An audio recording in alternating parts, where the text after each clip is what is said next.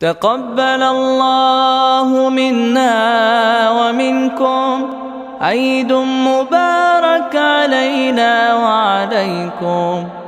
الله أكبر الله أكبر الله أكبر لا إله إلا الله.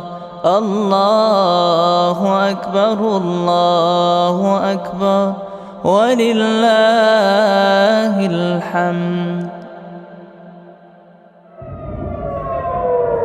Tonight in Tel Aviv, images that change everything. Jerusalem continues to face the heat of the clashes as tensions intensify. Gaza burned and billowed as Israeli airstrikes hit cars, factories and homes in the Palestinian territory.